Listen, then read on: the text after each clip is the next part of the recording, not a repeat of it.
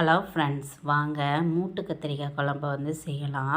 இது ரொம்ப டேஸ்டியாக இருக்கும். ஆயிலெலாம் ரொம்ப தேவைப்படாது. இப்படி செஞ்சு பாருங்கள். நான் வந்து என்ன பண்ணியிருக்கேன் அப்படின்னா, கத்திரிக்காய் வந்து நல்லா கட் பண்ணி வச்சுருக்கேன். ஒரு கத்திரிக்காவே வந்து நீங்கள் என்ன பண்ணியிருக்கணும்னா, நல்லா 4-5 பீஸஸாக கட் பண்ணியிருக்கணும். ஃபுல்லாக கட் பண்ணியிருக்கக்கூடாது. அதுக்குள்ளே நம்ம வீட்டில் அரைச்சி வச்ச மசால் பொடி லைட்டாக உப்பு சேர்த்து நல்லா பிசைஞ்சுக்கோங்க. அதுக்குள்ளே மிக்ஸ் பண்ணிக்கோங்க. பண்ணி தனியாக எடுத்து வச்சுட்டு, இதே மாதிரி ஒரு கடாயில் வந்து எண்ணெய் ஊற்றி இப்படி வெங்காயம் போட்டு நல்லா வதக்கிக்கோங்க.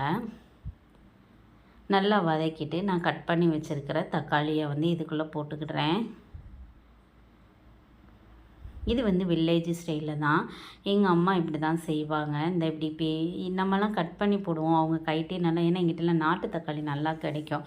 அதனால் அவங்க கைட்டே வந்து நல்லா பிசைஞ்சிருவாங்க. அந்த பிசைஞ்சதை இப்படி போட்டு நல்லா கிளறி விட்டுருவாங்க.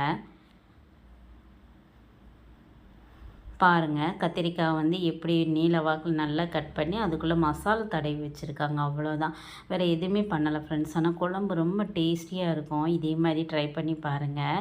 நம்ம நார்மல் வீட்டில் அரைச்ச மசால் படி அதில் உப்பு கலந்து இப்படி வந்து உள்ளே வந்து பேஸ்ட் மாதிரி வச்சுருவாங்க. அவ்வளோதான்.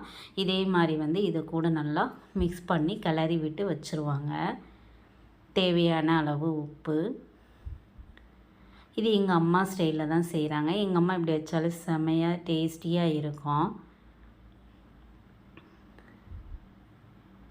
இன்றைக்குமே அம்மா செய்கிற சமையல் அது ஒரு தனி டேஸ்ட்டு தான். ஸோ எங்கள் அம்மா வைக்கிற இந்த மூட்டு கத்திரிக்காய் குழம்புக்கு நான் ரொம்ப ஃபேவரேட். எப்பயுமே நான் வச்சு அடிக்கடி சாப்பிடுவேன். இங்கே பாருங்கள், நல்லா இது வந்து வெந்துருச்சு ஓரளவு. இந்த ஸ்டேஜில் வந்து புளி கரைசலையும் இதோட தேவையான அளவு ஊற்றிக்கோங்க. கரைச்சி எடுத்து வச்சுருந்தாங்க, அதையும் இதோடு சேர்த்து நல்லா மிக்ஸ் பண்ணிக்கலாம்.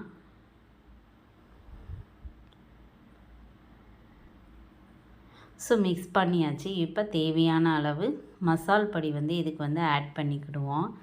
எவ்வளோ மசால் தேவையோ அதை வந்து இதோட மிக்ஸ் பண்ணிக்கோங்க.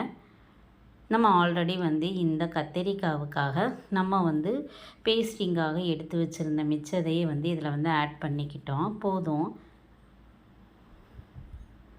ஸோ டேஸ்ட்டு பார்த்துட்டு இதை வந்து க்ளோஸ் பண்ணி வச்சுருவோம். வச்சுட்டோம் அப்படின்னா அந்த இதிலே இது நல்லா வந்து பாயில் ஆயிரும்.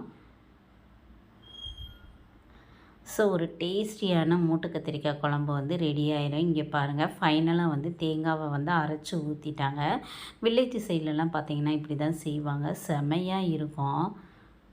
ட்ரை பண்ணி பாருங்கள். இதே மாதிரி கண்டிப்பாக உங்களுக்கு பிடிக்கும். நம்ம சட்டுன்னு செய்யணும் அப்படின்னா, அதான் நிறைய இன்க்ரீடியன்ட் செய்கிறதுக்கு இப்படி சில விஷயங்கள் மட்டும் டக்குன்னு செஞ்சு முடிக்கணும்னு வச்சிங்கன்னா இப்படி ட்ரை பண்ணி பாருங்கள்.